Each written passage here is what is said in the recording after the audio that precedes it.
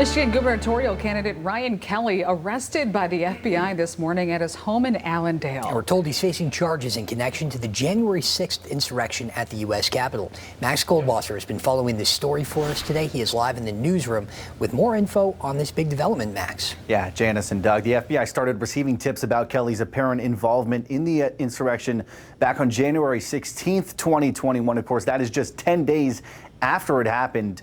Now, after more than a year of investigating, the FBI raided his home today and put Kelley in custody.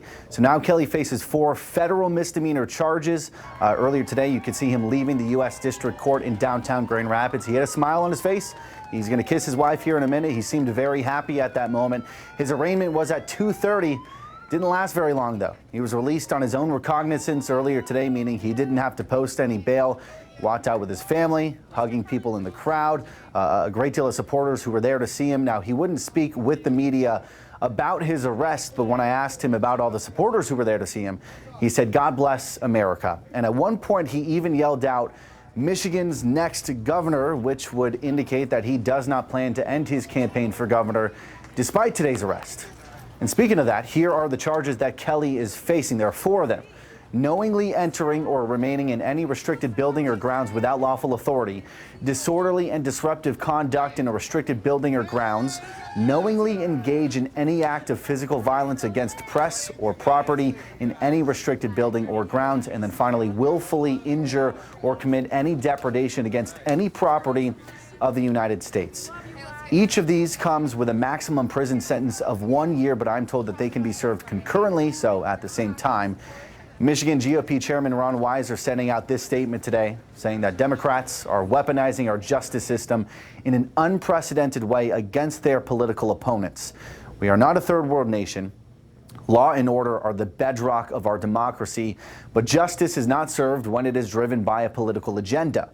Families and children are now becoming victims of political theater meant to distract from the failures of democratic policy. It is shameful, and it must end.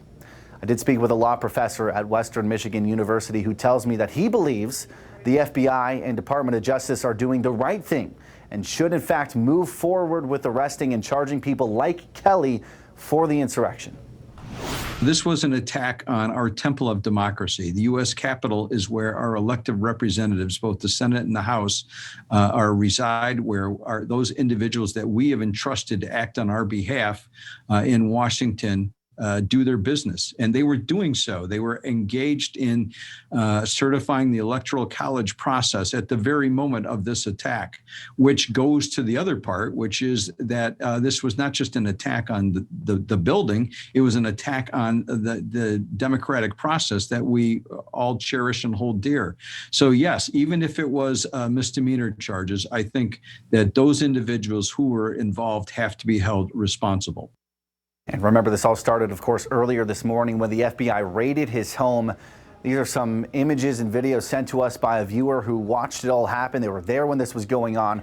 Told about 6 to 8 unmarked FBI vehicles pulled up to his property. One neighbor told me nothing really got out of hand, just that Kelley walked out with his head down as he was taken into custody.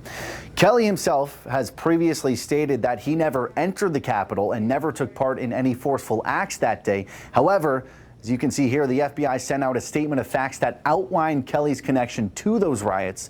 Included in that statement are screenshots that show Kelley climbing onto an architectural feature. The FBI says Kelley then indicated to the crowd behind him that he should move forward, and then you can see him use his hands to support another rioter who was pulling the metal barricade onto the scaffolding where Kelley was.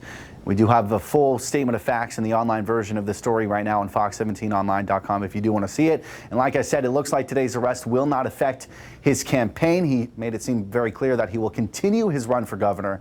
He's one of 5 Republican candidates left in the running after 5 others were removed from the August primary because of all those invalid signatures that we've talked about so many times here on Fox 17. In the meantime, though, his initial court hearing has been scheduled for June 16th at 1 p.m. In the newsroom, Max Goldwasser, Fox 17 News.